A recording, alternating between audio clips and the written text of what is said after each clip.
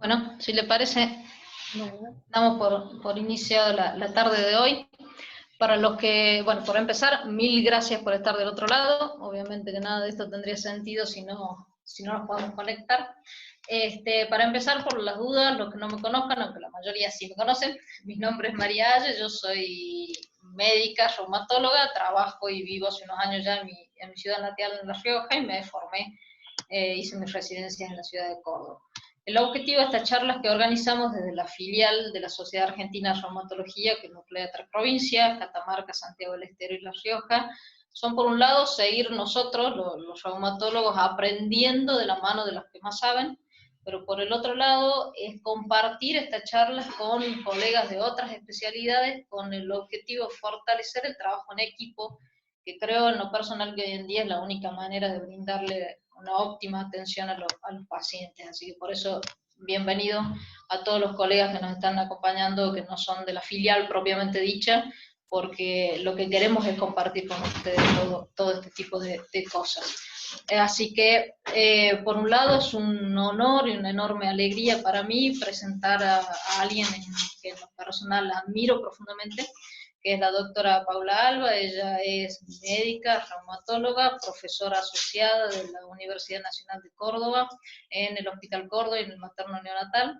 Y como le digo, eso es un resumen extremadamente acotado de su currículum, que es vasto, y les vuelvo a decir, es un honor porque es alguien que en lo personal admiro, una excelente persona, docente y profesional, y aunque no lo sabe la doctora, es una de las culpables que me haya enamorado de la reumatología cuando tuve el placer de compartir pacientes con ella en mi primera residencia hace unos cuantos años en clínica médica.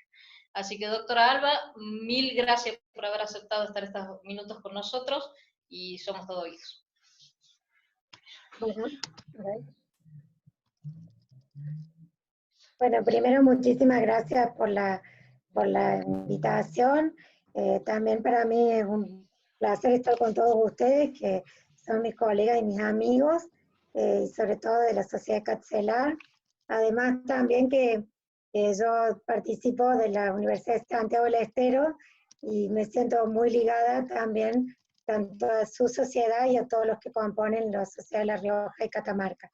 También quiero agradecerle un montón a Carlitos Salado por haber hecho invitado y haber promocionado este meeting con todos ustedes virtual. Lamento que sea virtual y no personalmente para compartir una reunión de amigos, pero igual lo vamos a tratar de hacer. Bueno, voy a tratar de ver si puedo colocar la pantalla. Van a decir si lo ven. ¿Se ve bien? Sí, sí, se ve perfecto. Bueno, el tema que hoy un poco conversamos de tocar es la artritis reumatoide embarazo, y bueno, vamos a tratar de desarrollar, espero no ser muy extensa y después, por favor, vayan anotando las preguntas, algunos puntos que son muy importantes y que son bastante novedosos con respecto a la artritis reumatoide en estos últimos años y el embarazo. Bueno, el objetivo de esta charla va a ser que evaluemos primero un poco el tema de cómo es la fertilidad en los pacientes con artritis reumatoide, cuál va a ser la evaluación preconcepcional de nuestras pacientes que quieren embarazarse, y como en todas nuestras pacientes es muy importante identificar cuáles son los fenotipos clínicos de los pacientes con artritis y su enfermedad basal que requieren una atención especial en el embarazo, y también discutir el uso de la medicación permitida y no permitida, y cómo sería el seguimiento tanto en conjunto obstétrico como reumatológico de nuestras pacientes, que tiene que ser, por supuesto, multidisciplinario. Bueno, el primer punto, vamos a tocar el tema de la fertilidad. Nosotros sabemos que la artritis reumatoidea afecta a mujeres de edad fértil de la vida, y que generalmente una de las preguntas que nos preguntan las pacientes es si van a poder quedar embarazadas y además si el embarazo es posible. Con respecto a si pueden quedar embarazadas fácilmente, es interesante que la artritis reumatoidea tiene un alto porcentaje de subfertilidad. Se define la subfertilidad como el periodo de más de 12 meses que tiene una pareja en no lograr el embarazo a pesar de relaciones regulares no protegidas. y se ha visto que afecta al 40% de pacientes con artritis reumatoide versus un 10 o un 15% de la población general. Y otro punto muy importante en las diferentes series es que las pacientes con artritis reumatoidea parecen tener menor cantidad de hijos y tener mayor índice de nuliparidad que la población general. Cuando uno analiza estos datos, parten de esa percepción, el miedo a quedar embarazada por no poder manejar su enfermedad, el miedo a la medicación, y el otro punto también, muchas veces la disminución del deseo sexual de la mujer y del hombre también que tiene artritis debido a una enfermedad crónica que produce dolor y mucho estrés emocional. Pero las causas que están descritas y que se han demostrado es la edad, porque muchas de estas pacientes postergan debido a su enfermedad la paridad a una edad mayor, la nuliparidad, la alta actividad de la enfermedad, que está en una estrechamente relación con la fertilidad, la ingesta de antiinflamatorios no esteroideos, que esto también se relaciona estrechamente con que un paciente que tiene una enfermedad activa y no controlada va a requerir mucho más antiinflamatorios no esteroideos, y como ya vamos a ver, hay algunos mecanismos por los cuales los antiinflamatorios afectan la fertilidad, la dosis de prednisona y la disminución del deseo sexual por fatiga, dolor y limitación funcional. Es interesante que algunos estudios han tratado de ver si el hábito de fumar, la ingesta de metotrexate o también muchas veces la presencia de anticuerpos anticitrulina afecta la fertilidad, y no se ha encontrado en estos trabajos esta asociación, pero sí con esto que les acabo de mencionar. ¿Cuáles son los mecanismos propuestos? Bueno, uno serían las alteraciones de las citoquinas que se producen en la artritis reumatoidea. Una artritis reumatoidea que está activa va a liberar interleuquina 1, 6, factor de necrosis tumoral alfa, y eso tiene un efecto directo en la implantación embriónica. También sabemos que la artritis produce una función aberrante de las células T, que esto también interviene en la implantación, y también, como les mencionaba recién, los antiinflamatorios que producen un fallo en la ovulación y una disrupción de la implantación del blastocito, que mucho se ha visto más con los antiinflamatorios que inhiben la COX-2 que con los COX-1, pero también están descritos. Y también algunos estudios han estudiado la presencia nosotros sabemos que la reserva ovárica se estudia con anticuerpos antihormona mulleriana, y se ha visto en varios trabajos que los pacientes con artritis reumatoidea tienen disminución de los anticuerpos de hormona antimulleriana, aunque se ha visto que estos anticuerpos estarían asociados su disminución con la reserva ovárica con la presencia de anticuerpos anticitrulina, pero no con relación con la subfertilidad. O sea, en estos trabajos se vio que había disminución de la hormona antimulleriana, pero no se vio que esto afecte o tenga una evidencia clínica de la subfertilidad. Y es por esto que se demostró que la naturaleza de la subfertilidad en la artritis es multifactorial, y por eso así lo debemos abordar. Esta es la típica paciente que vamos a tener, tanto los obstetras como nosotros, que es una mujer de 38 años, que tiene una artritis reumatoide, con anticuerpo anticitrulina positivo y factor reumatoideo a títulos altos, de 2 años de evolución. La paciente actualmente venía medicada con metotrexate, 20 miligramos subcutáneos semanal, ácido fólico y leflunomide, y a pesar de este tratamiento, persiste con DAS28 más de 5, o sea, alta actividad de la enfermedad, con una EVA de 7 y una rigidez matinal de más de 2 horas. Y esta paciente nos dice que desea planificar el embarazo el año próximo, y nosotros tenemos que dar un consejo preconcepcional y si este es el mejor momento de ella para embarazarse o no. Entonces, ¿qué pregunta nos haríamos con ella? ¿Cuándo le aconsejaríamos el embarazo en esta paciente? ¿Qué tratamiento le recomendaríamos en caso de un futuro próximo del embarazo? ¿Y qué medicaciones y cuidados vamos a realizar? Cuando nosotros estamos ante a un paciente con una enfermedad reumática que se quiere embarazar, podemos estar ante distintos escenarios. Que el paciente tenga una enfermedad en remisión, y para ello necesitamos revisar los fármacos compatibles para que ese embarazo mantenga esa enfermedad en remisión. Y esto es muy importante porque este es el mejor momento o el mejor punto que nosotros vamos a aconsejarle a una paciente quedar embarazada, que al menos tenga su enfermedad 6 meses en remisión. Que el paciente tenga una enfermedad activa, y ahí vamos a tener que hablar si el paciente tiene un embarazo no programado en una terapia individualizada que trate de prevenir de la manera mejor posible la mortalidad materno y fetal. En cambio, cuando tenemos un paciente que tiene una enfermedad con una reactivación severa, también vamos a tener que tratar de dar el mejor tratamiento para tratar de evitar la mejor mortalidad y morbilidad de la madre y del niño. Bueno, nuestros pacientes con artritis, primero tenemos que tener en cuenta que la artritis reumatoide va a ser un embarazo de alto riesgo y vamos a tener que ver a qué fenotipo y estado de la enfermedad requieren mayor atención, que vamos a verlo en un minuto. Es importante tener en cuenta que la preeclampsia es una complicación frecuente en pacientes con artritis reumatoide, a pesar de que siempre hemos tenido la visión que la artritis reumatoidea no le va mal en el embarazo, pero sí estas pacientes hacen mayor preeclampsia que las pacientes sin artritis. Y este punto que he puesto en rojo, porque es lo que les preocupa a las pacientes y a nosotros, es la preocupación por el uso de una medicación durante el embarazo que pueda generar aparición de anormalidades congénitas. Y es importante y mandatorio el reemplazo o suspensión de estas medicaciones con las recomendaciones actuales. En el caso de la paciente que teníamos recién, deberíamos suspender el metotrexate y el leflunomide, como ya vamos a ver en unos minutos. Entonces nosotros tenemos un mito que nos enseñaron hace mucho tiempo, hace muchos años, que la artritis reumatoidea era una actividad de la enfermedad, mejoraba durante el embarazo y que se activaba en el puerperio. Y es así que muchos médicos le dicen, mire, si usted tiene artritis a diferencia del lupus, embarácese, que se va a mejorar su artritis y le va a ir mejor.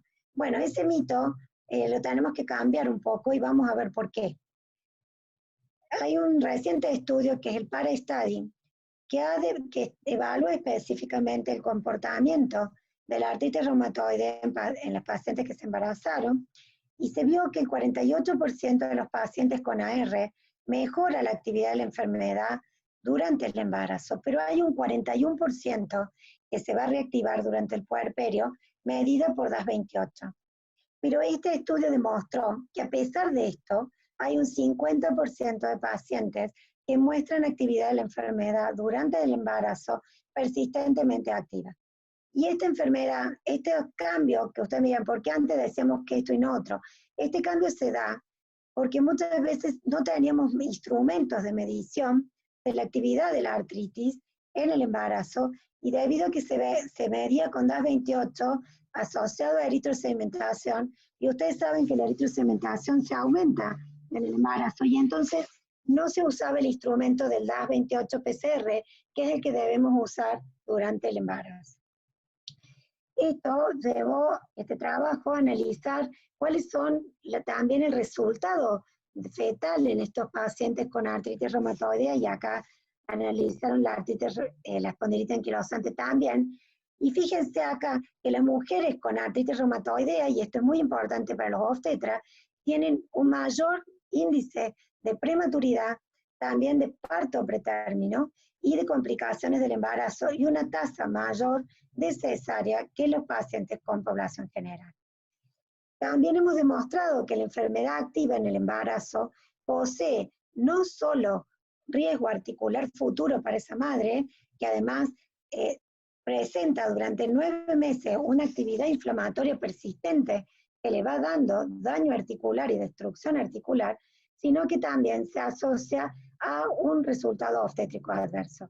Y hay 2 estudios prospectivos en AR que encuentran que la actividad de la enfermedad contribuye a resultados obstétricos adversos. Esto lo quiero detenerme un minuto, porque fíjense acá en 2 estudios amplios muy importantes, de un número muy importante de pacientes, encontraron después de un estudio multivariado, que los pacientes con artritis reumatoidea comparada con población general tienen estadísticamente más riesgo de desórdenes hipertensivos, mayor riesgo de ruptura espontánea de membrana, que esto podemos decir que está ligado a actividad en la enfermedad, que requiere que esto tenga mayor dosis de esteroide del paciente, que es una medicación que podemos dar todo el embarazo, y esto hace que tengan mayor parto pretérmino, mayor hemorragia anteparto, mayor retardo de crecimiento intrauterino y mayor índice de operación cesárea.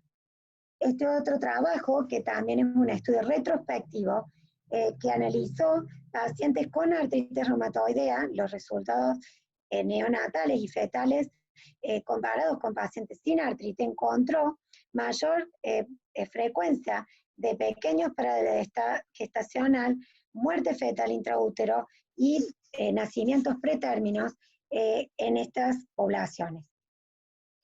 También es interesante cuando hay trabajos analizados cuáles son los factores asociados a parto pretérmino en mujeres con artritis reumatoidea y en artritis reumatoidea juvenil. Fíjense que la actividad de la enfermedad en la artritis reumatoidea estuvo asociado a un incremento de riesgo de parto pretérmino y que el uso del corticoide en cualquier trimestre incrementó el riesgo de pretérmino, tanto en artritis reumatoidea juvenil como en artritis idiopática, independiente de la actividad de la enfermedad. Por supuesto que el uso de corticoide va de la mano de la actividad de la artritis reumatoidea. Y esto es muy importante tenerlo en cuenta, porque nosotros tenemos que con nuestro consejo preconcepcional decirle, señora, como esta paciente que les presenté, está bien, vamos a embarazarnos, vamos a usar este año para poner su enfermedad bajo control con medicación, que se pueda dar en el embarazo y que se pueda controlar su enfermedad. También es interesante que muchos de nuestras pacientes pueden recibir TNF, y el TNF, como ya vamos a ver en un ratito, se puede usar en el primer trimestre del embarazo, en el momento de la concepción, y vamos a ver parte de ello hasta el tercer trimestre, y el certolizumab pegol, que es el CIMSA a lo largo de todo el embarazo y la lactancia. Y fíjense que cuando uno habla de factores de brote en el tratamiento durante el embarazo, este trabajo muy interesante encontró que para prevenir el brote durante el embarazo, la medicación que incluya los TNF debe ser considerada antes de la concepción para controlar la actividad de la enfermedad. Pero también, fíjense, esto también es importante, hay trabajos en que han visto que los pacientes que discontinuaron su anti-TNF durante el embarazo tuvieron un riesgo mayor de brote peri y posparto, y también con diferencia a los que continuaron a través del embarazo y también tuvieron mayor frecuencia de brote intraembarazo. Esto es muy importante porque nuestros pacientes dicen, bueno, los obstetras, sé que ahora vamos a revisar un poquito las drogas biológicas, no manejan tanto las drogas biológicas, por eso el trabajo en conjunto es muy importante, porque las drogas anti-TNF, sí, como vamos a ver, las podemos dar en el embarazo, excepto algunas hasta el tercer trimestre, como vamos a ver, pero sí el certolizumab pegol a lo largo de todo el embarazo. Bueno, recientemente se publicaron estas guías de tanto británicas, las NICE, como también el EULAR, para considerar el uso de medicaciones antes, durante el embarazo y durante la lactancia, y esto es un resumen a modo de todas las drogas que nosotros podemos utilizar en el embarazo. Fíjense que los corticoides lo podemos usar en dosis de 5 a 7.5, también en pulso intraarticular, pero como ya sabemos, cualquier paciente que recibe esteroides durante todo el embarazo va a tener a dosis ya de más de 7.5, un mayor riesgo de hacer diabetes gestacional, preeclampsia y también ruptura espontánea de membrana con el consiguiente parto pretérmino. Estas son las medicaciones que nosotros podemos utilizar en el embarazo, como la hidroxicloroquina, sulfasalazina, la azatioprina, que lo utilizamos para otras patologías, la ciclosporina o el tacrolimo. Fíjense acá el certolizumab pegol, que es el CIMSA, que es un anti-TNF, el etanercept, que también se puede utilizar, el omeprazol, la pravastatina y los que no podemos utilizar, que están totalmente contraindicados, el metotrexate, los AINES los podríamos utilizar, pero debemos pararlo a la semana 30 o 32 porque puede producir un cierre precoz del ductus, el micofenolato, que puede parar 6 semanas preconcepcional, el leflunomide, como vamos a ver, que se debe parar 2 años antes, y si no, hacer un lavado con colestiramina. Si la paciente, por ejemplo, nuestra paciente que quiere quedar embarazada, debemos decir, bueno, suspendemos la leflunomida y hacemos un lavado porque esta droga tiene circulación enterohepática y entonces necesita de este lavaje para que podamos esa paciente se embarace en menor tiempo. La ciclofosfamida, el rituximab, el bosentan, el hilopros y los antagonistas de los inhibidores de la enzima convertidora y los antagonistas del receptor. Bueno, esta paciente nuestra estaba medicada con leflunomida y metotrexate, que son las medicaciones que más utilizamos en todos nuestros pacientes. Sabemos que el metotrexate está contraindicado en el embarazo, es más, ustedes los obstetras lo utilizan para muchas veces como tratamiento del embarazo ectópico, y es importante que debe ser suspendido 3 meses antes de la planificación del embarazo y administrar dosis de suplemento de ácido fólico de 5 miligramos. Y como les decía, el leflunomide también está contraindicada en el embarazo, debe suspenderse idealmente 2 años, pero al menos 1 año previo, y se recomienda el washout con colestiramina en caso de embarazo y la suspensión de esta medicación en caso de deseo del embarazo, y si yo quiero que este paciente no espere 1 año, hacerle un washout con colestiramina, como les mencioné recién. Bueno, con respecto a la terapia biológica, estas son un poco las preguntas que hay veces los pacientes nos dicen y nosotros mismos, los médicos y los obstetras, nos hacemos. ¿Podemos usarla en el embarazo? Bueno, la evidencia, en realidad, todo lo que tenemos son estudios fase 3, porque las pacientes embarazadas en los estudios fase 3 no están incluidas, o sea, no hay ninguna evidencia de estudios para usarlas en el embarazo. Si se embarazan no planificadamente, en todos estos estudios se las excluye, porque es un requisito excluirlas, y los datos y la información que tenemos proviene de serie de casos reportados y de banco de datos. Y esto es importante tenerlo en cuenta. A pesar de esto, nosotros vamos a tener 3 tipos de drogas biológicas, que nosotros los reumatólogos los conocemos, pero para los obstetras, uno puede tener lo que se llaman anticuerpos monoclonales, otros podemos tener proteínas de fusión, que es el fragmento FC, y otros que podemos tener son fragmentos FAB, que son anticuerpos monoclonales, que tienen una estructura parcial o completa de IgG. ¿Qué importancia tiene esta estructura? Nosotros sabemos que para el transporte placentario de las inmunoglobulinas, los neonatos utilizan y confían en el transporte materno de la inmunoglobulina G como un mecanismo protector de la infección que se da también en los primeros meses de vida. Y este receptor FC neonatal y su unión a su IgG es pH dependiente, y este transporte de IgG se produce a través de la placenta. Y esta afinidad placentaria varía de diferentes IgG. Es más común, es más importante en la IG1, que en la IG4, que en la IG3, que en la IG2. Pero además, este pasaje va aumentando a medida que va aumentando el trimestre del embarazo. Es mínima el porcentaje de IgG hasta la semana 12, es levemente, empieza a aumentar a partir de la semana 13 y 18, y alcanza el 50% del nivel en la semana 28 y 32, y especialmente en el tercer trimestre, en las últimas 4 semanas, esto se produce en un 120, un 130% del nivel materno. Es por esto que las drogas como el adalimumab, por ejemplo, o el infliximab, tienen un alto porcentaje porque son anticuerpos monoclonales IgG, y por eso hay que suspenderlo al comienzo de las 30 semanas. Estos fragmentos son transportados activamente en la placenta por estos mecanismos FC similar a otras IgG. Entonces, todos los anticuerpos IgG quiméricos humanos, como son, en el caso de los TNF, el infliximab y el adalimumab, y en el caso que no es anti-TNF, sino anti-C20, el rituximab, tienen un alto transporte placentario. El certolizumab es un anti-TNF que contiene una porción FAB de IgG, que es el único que no es transportado. Y el letanarcept, que es no es un anticuerpo, sino como les mostré acá, es una proteína de fusión, no tiene poco pasaje placentario, pero algo de pasaje existe a partir también del tercer trimestre. Entonces, ¿qué conclusión tengo yo con los anti-TNF, que son los biológicos que muchas veces utilizamos en primera instancia? Todos los anti-TNF son seguros para la madre y el feto en el momento de la concepción.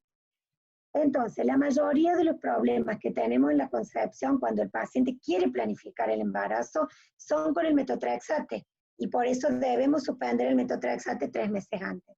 Si un paciente está con infliximab o adalimumab o certolizumab, son seguros en el primer trimestre. Pero ¿qué problema tengo yo con el infliximab? Que el infliximab se puede dar hasta la semana 20 del embarazo, y en el caso del adalimumab lo puedo dar hasta la semana 30. En cambio, el certolizumab está permitido todo el embarazo. Y esto es importante tener en cuenta si yo tengo un paciente que no está recibiendo biológico, como por ejemplo esta paciente que la queremos poner, primero decirle, denos tiempo para controlar su actividad, la enfermedad, suspendemos el metotrexate, hacemos washout con la colestiramina, y probablemente a esta paciente le ofrezcamos certolizumab y va a embarazarse. Ahora, si la paciente, supongamos que esta paciente ya estaba con adalimumab y tiene su enfermedad controlada, probablemente podamos continuarle el adalimumab, digamos, y suspendérselo a la semana 30. Pero si el paciente está con una alta actividad de la enfermedad, sería importante cambiar por un segundo anti-TNF, en este caso el certolizumab, para podernos asegurar el tratamiento durante todo el embarazo y el parto. Bueno, ¿de dónde vienen los datos del certolizumab? Estos fueron los primeros estudios en donde se demostró que el certolizumab pegol no se unía al receptor FC neonatal, y posteriormente se realizó este estudio, que es el estudio CRIP, que fue un estudio prospectivo, donde los pacientes comenzaron el embarazo, con dosis de certolizumab, y estos embarazadas se les tomó muestras de sangre en el cordón, en el niño y en la madre, y como en lo que se trató de ver cuál había sido el pasaje de certolizumab en estos pacientes. Bueno, la conclusión fue, acá tienen 21 madres, 16 niños, en 16 pacientes, la mayoría de las indicaciones de estas pacientes para certolizumab fue artritis reumatoide, 3 fueron con enfermedad de Crohn, una con artritis psoriásica y una con espondilitis anquilosante. Fíjense que 14 de estas pacientes, que esto es muy importante para los obstetras, tuvieron parto vaginal y solamente 2 cesáreas, y la gran mayoría tuvieron una edad gestacional de 39 semanas con un peso adecuado al nacer.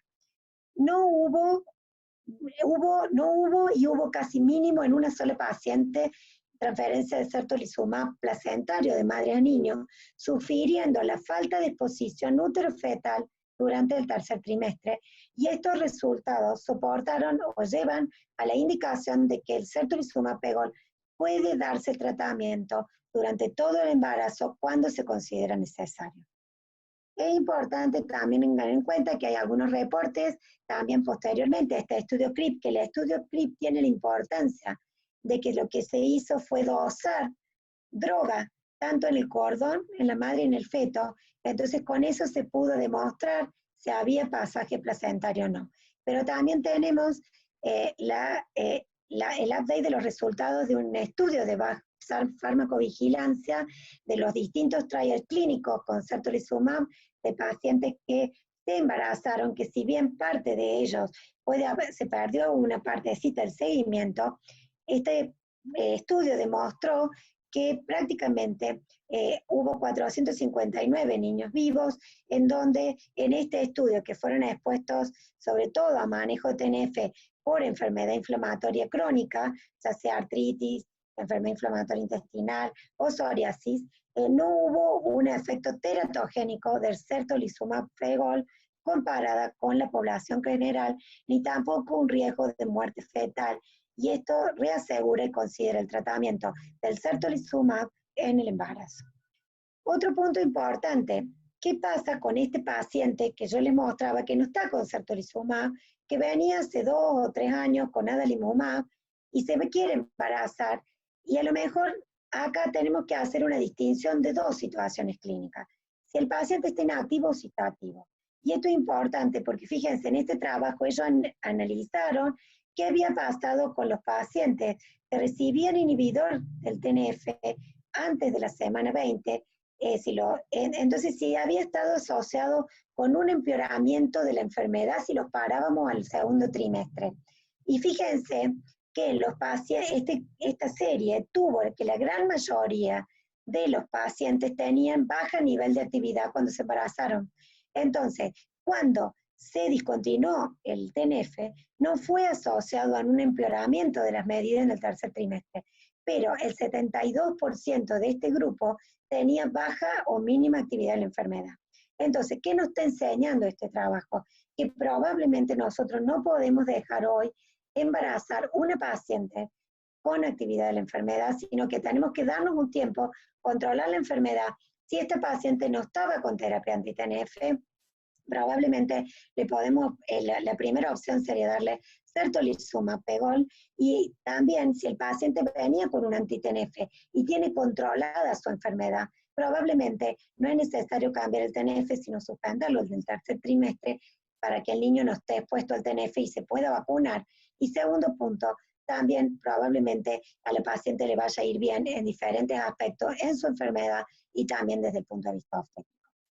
Bueno, también este estudio se hizo con certolizumab pegol, fue el estudio CRADL, que se hizo con respecto a la lactancia, y hoy sabemos que no hubo mínima no transferencia de certolizumab pegol en la leche materna, y esto fue un estudio prospectivo también, donde podemos saber que la mayoría de la inmunoglobulina que se transmite, que da la mamá al niño, es IgA, y por eso la lactancia no nos trae muchos inconvenientes. Bueno, ¿cuáles son los efectos a largo plazo en la función inmune de un niño que ha sido expuesto a anti-TNF?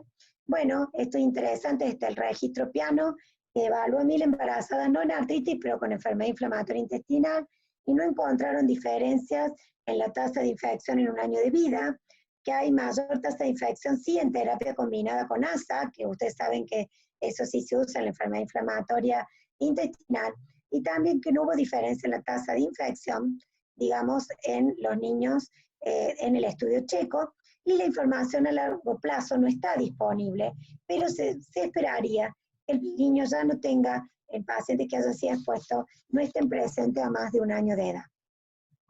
Bueno, los niños de madre que reciben biológicos deben ser vacunados con el esquema de vacunación estándar de vacunas no a virus vivos, siempre que reciban anti-TNF hasta en todos los anti-TNF. Pero, o sea, pueden recibir el virus influenza inactivado, o sea, no tienen diferencia significativa en la seroprotección en niños inmunodeprimidos, pero no pueden recibir la vacuna nasal que es a virus vivo. Esto es muy importante, nosotros no la tenemos en Argentina, pero en otros lugares del mundo sí. También pueden recibir la vacuna inactiva de la hepatitis A, que es recomendada, y también la de la hepatitis B. Sí se ha visto en la enfermedad inflamatoria que los niños que estaban con adalimumab, que teóricamente el adalimumab lo deberíamos suspender a la semana 30 si el niño se va a vacunar, pero en la enfermedad inflamatoria a veces no se puede suspender, entonces el niño no se puede vacunar con vacunas a virus vivos, pero sí se puede vacunar con la vacuna de la hepatitis B, pero se ha visto menor respuesta en este grupo. Con respecto a las otras vacunas que puede recibir es la vacuna antineumocóxica conjugada, que es bien tolerada en niños expuestos a anti-TNF, y la vacuna a difteria, tétano y pertussis, y la polio inactivada, que esto es muy importante, aunque se ha visto que tienen respuesta inmune normal y sin complicaciones en infantes que han sido expuestos tanto a anti-TNF como a rituximab. ¿Qué no puede recibir un niño que haya estado expuesto a adalimumab en el tercer trimestre del embarazo? No puede recibir ni a los virus vivos, sarampión, varicela, rotavirus, ni BCG. Sí lo puede recibir el que tiene certolizumab. ¿Estamos? Esto es importante. En niños expuestos prenatal a biológicos, la BCG no debe ser administrada hasta 6 meses y hasta que el nivel biológico del biológico no sea detectado séricamente. esta no es nuestra realidad en nuestro país, porque nosotros no hacemos dosaje de droga biológica. Entonces, este niño debe esperar recibir la BCG por lo menos al año de haber estado expuesto en el tercer trimestre. Esto lo estoy diciendo sobre todo porque la enfermedad inflamatoria intestinal, muchos pacientes tienen que estar por la gravedad de su cuadro, recibir en el tercer trimestre adalimumab y recibir infliximab. Entonces, esto es muy importante. Una cosa que me olvidé mencionarles, no hay experiencia con golimumab, por eso no se recomienda el uso de golimumab durante el embarazo. Y acá esto es interesante porque los niños que sí fueron expuestos a anti-TNF en el tercer trimestre, hubo un caso fatal de niño cuya madre recibió infliximab a los 3 meses y otro es un reporte de 15 casos que desarrollaron reacciones locales y linfadenopatía a la semana del nacimiento. Esto es importante porque si yo tengo un paciente que le tuve que dar en el tercer trimestre alguno de los anti-TNF no certolizumab, probablemente no pueda vacunar a ese niño con BCG por un año ni vacunas a virus vivos. Bueno, ¿qué pasa con los contactos? Y esto también es importante por el potencial riesgo en los primeros meses de vida. Los convivientes expuestos a biológico inútero deben recibir las vacunaciones de rutina, deben mantener una buena higiene, deben evitar el contacto con ese de individuos vacunados por rotavirus una semana, y en caso de desarrollar rash por vacuna de varicela, evitar el contacto.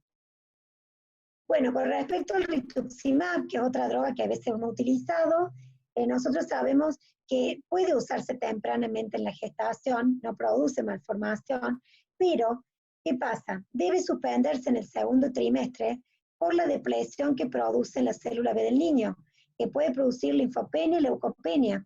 Y esto es muy importante, por lo cual debe ser suspendido 6 meses antes de la concepción por la vida media que tiene el rituximab. Entonces, si yo, una paciente se me embaraza, porque yo le hice así 2 meses el rituximab, no pasa nada con respecto a su primer trimestre. Probablemente el niño agarra el segundo trimestre ya con un clearance de la madre. Pero si yo le acabo de hacer el rituximab, es muy importante que estemos alerta con este niño cuando nazca por las infecciones neonatales, porque este niño va a tener leucopenia. Debe estar suspendido 6 meses antes de la concepción, por eso el embarazo tiene que ser planificado. Con respecto a las otras drogas, que no me quiero extender en esto, pero tanto el abatacept como el tocilizumab no se aconseja en el embarazo porque no hay experiencia, no hay datos de seguridad en el embarazo y en la lactancia, y lo mismo con las pequeñas moléculas, que sabemos que al ser una pequeña molécula se transfiere por la leche materna, por la cual debe ser evitada, lo mismo que no está aconsejada durante el embarazo, y la recomendación es suspender 2 meses antes del embarazo. Esto es muy importante, si bien esto no está dentro de las drogas biológicas.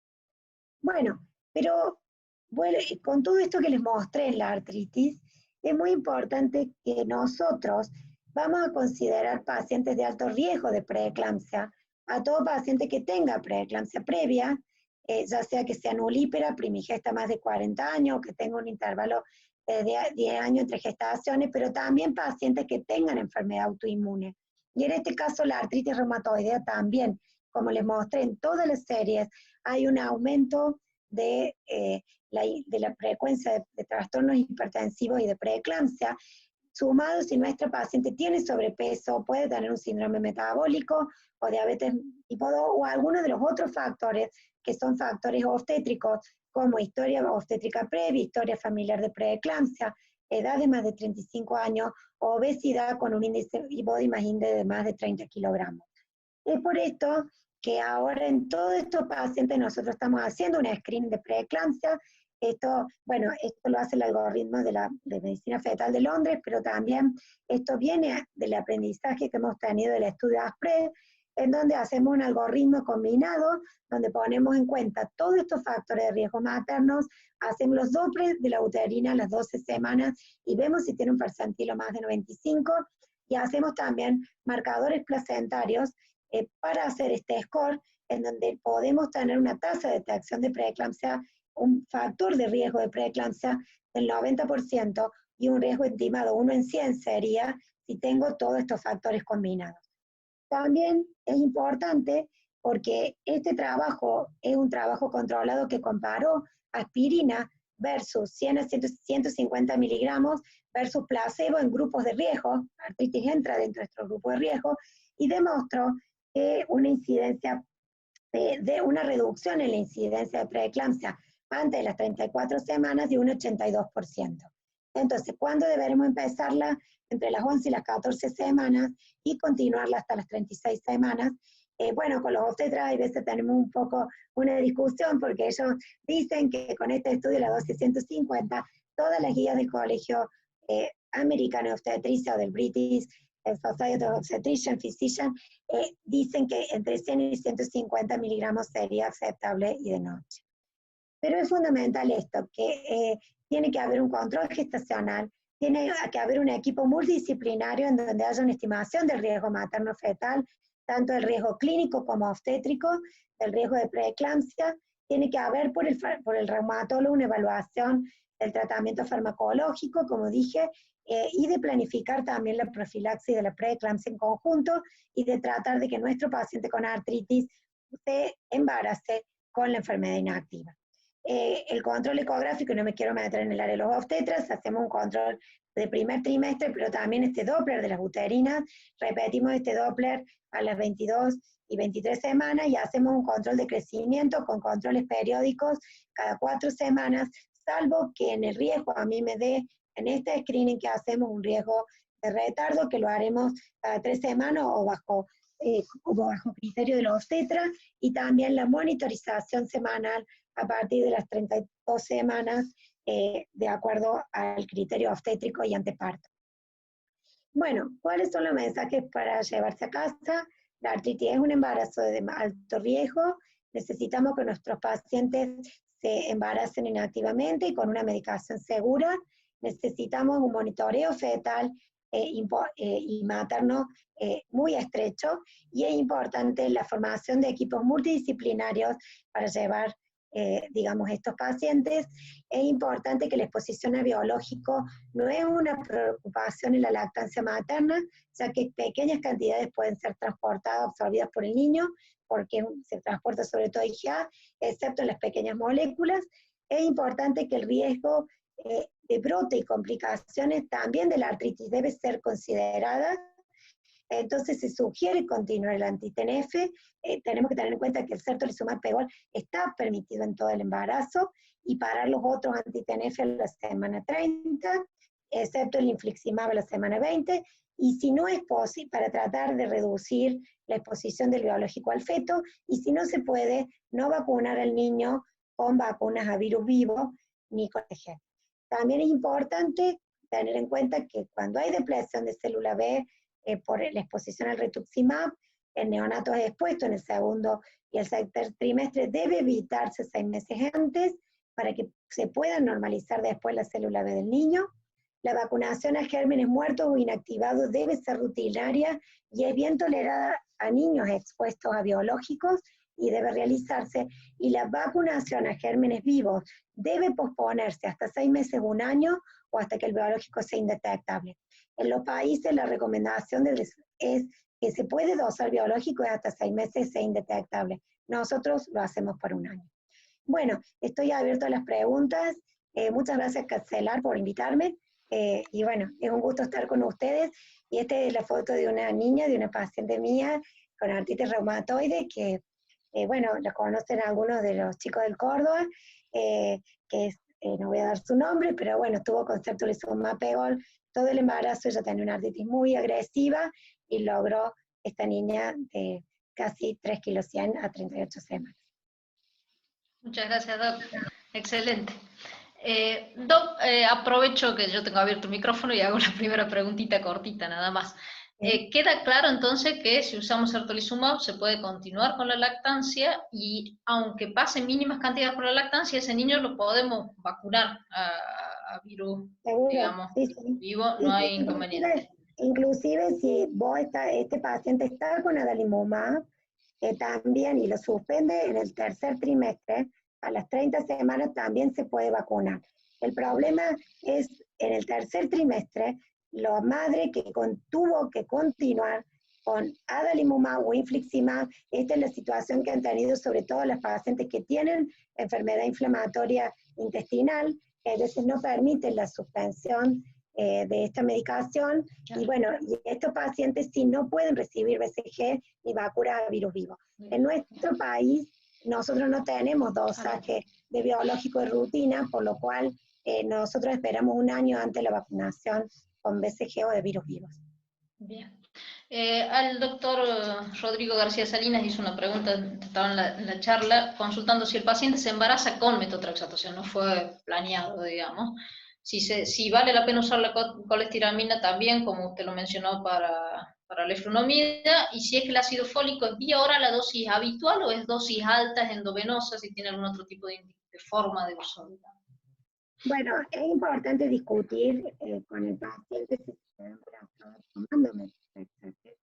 Primero, la colestiramina no. La colestiramina es solamente para un paciente que se embarazó con la efrunomida. En ese caso sí, y hay que darla durante un mes y para hacer el lavado de la droga. Bien.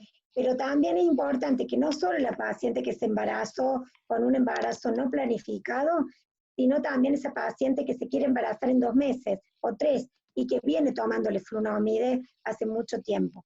Bueno, con respecto al metotrexate, sabemos que el metotrexate es teratogénico y sabemos además que el metotrexate puede inducir aborto, de hecho los obstetras lo utilizan para el tratamiento del embarazo ectópico también. Entonces es importante discutir al paciente que, bueno, que vamos a darle dosis de ácido fólico más altas. Generalmente cuando lo suspendemos y planifica, le damos entre 5 y 10 miligramos. Sabemos que el metotrexate es un antagonista del ácido fólico y nuestras pacientes muchas veces tienen también un déficit de ácido fólico por raza y por el tipo de dieta que tenemos. Entonces es importante darle 5 a 10 miligramos y también decirle a la madre que si bien hay reportes de pacientes que no han tenido problemas, bueno, hay que esperar a hacer una ecografía morfológica y seguirlo al niño porque puede haber algún tipo de problema. Bien. Otra pregunta es...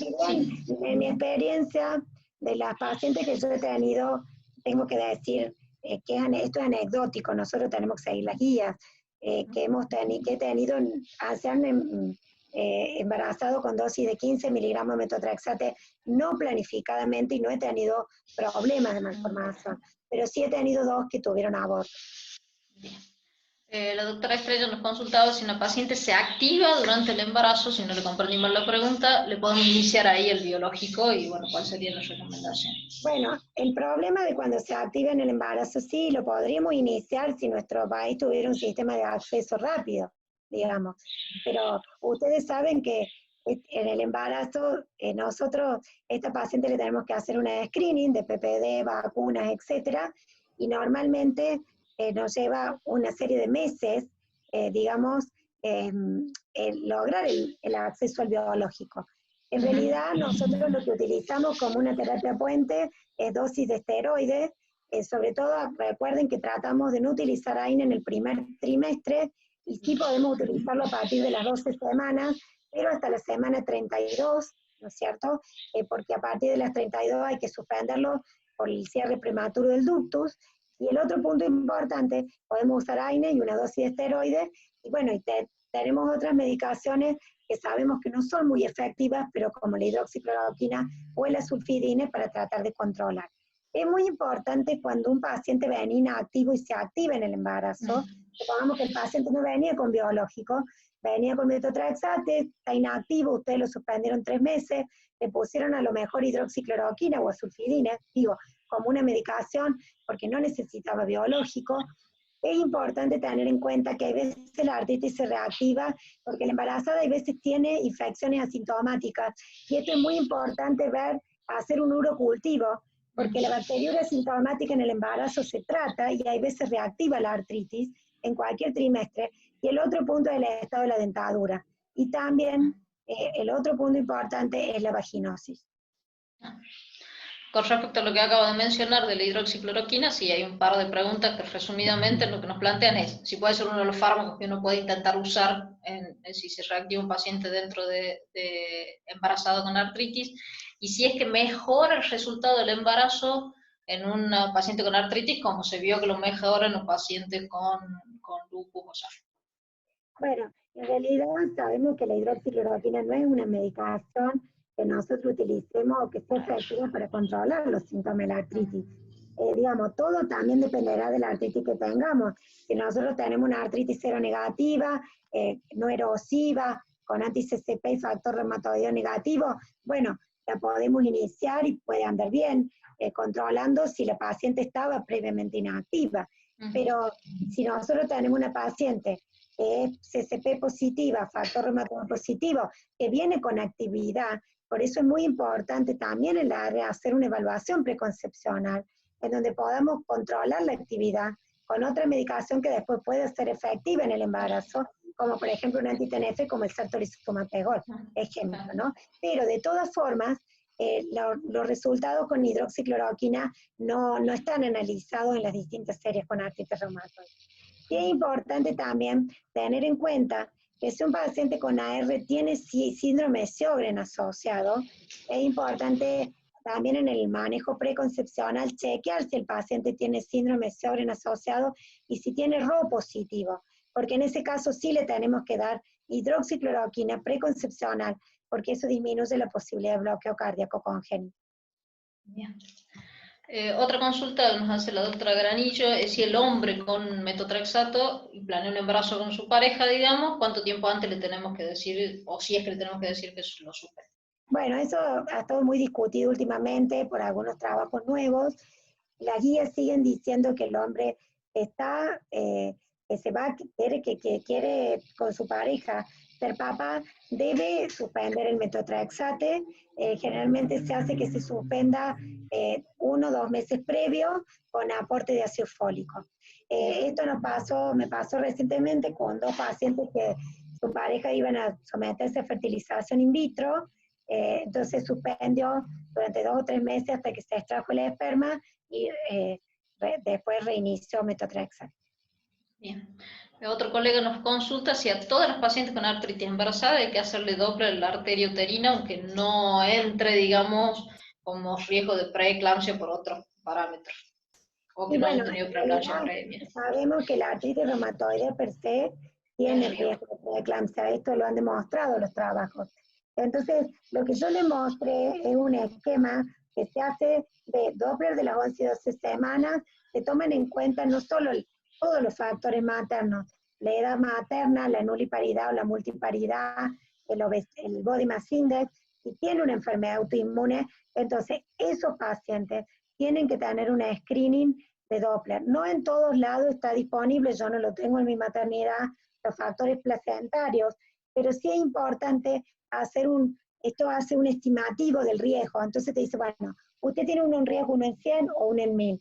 Igual nosotros sabemos, como conducta, que todo paciente que tiene enfermedad autoinmune le vamos a dar aspirineta para prevención de preeclampsia. Entonces, igual nosotros lo hacemos si usted lo tiene disponible. Si no, nosotros le vamos a dar aspirineta a partir de las 11 semanas hasta las 36 para prevención de preeclampsia. Hay otros factores como el uso de esteroides, que todos nuestros pacientes con AR a veces tienen 5 miligramos de esteroides, y en este punto en el embarazo también es importante el chequear preeclampsia y también diabetes gestacional. Con respecto a estos trabajos que planean darle aspirina a los pacientes ante el riesgo de preeclampsia, independientemente de que tengan una enfermedad reumática, ¿no hay ninguna evidencia de usar hidroxicloroquina casi igual, aunque no tengan enfermedad reumática? No se produce. No, está en lupus, en fosfolípido, la evidencia, y bueno, pero no en otra enfermedad. No, aunque no lo tenga, digamos, como antecedente. Bien, por ahora yo no veo ninguna otra pregunta que hayan realizado. Doctora Galvez, si usted quiere hacer una consulta o hacer el cierre, todo suyo. No sé si tienes abierto el micrófono. Ahora me has abierto el micrófono. Hola Paula, muchísimas gracias. Te he saludado por escrito primero. Bueno, para los que no me conocen, soy Soledad Galvez y María me ha pedido que haga el cierre de esta hermosísima presentación. Y antes de despedirnos, quería contarles que esta es una actividad que nosotros teníamos planificada y bueno, por razones de público conocimiento hemos tenido que reprogramarlo de manera virtual. No seremos la SAR joven, pero sí somos la filial más joven de la Sociedad Argentina de Reumatología. Somos de 3 provincias diferentes, y antes de esto era muy complicado que nos reunamos. Yo creo que esta pandemia ha traído muchas cosas que definitivamente se van a quedar, y hay que ver el lado positivo de las cosas.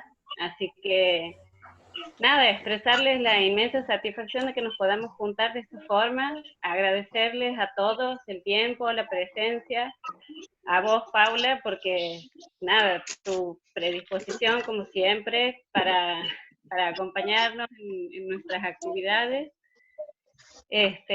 tu generosidad, tu predisposición que he dicho, tu solidaridad y tu desprendimiento en tus conocimientos. Agradecerle también a Carlito Salado, que sin él, bueno, no, en este momento él ha sido el nexo a Laboratorios Montpellier. Y bueno, nada, el que quiera esta conferencia, que ha estado excelentísima, como siempre, la hemos grabado, así que la pueden pedir al mail de la sociedad, a carcelar@gmail.com, y ahí la vamos a tener. Así que bueno, un abrazo a todos, cuídense y hasta prontito. Muchas gracias. Ya les mando algunos artículos también para la filial. Perfecto. Bueno, genial. Gracias, Doc. Genial. Muchísimas gracias. Gracias, Paula.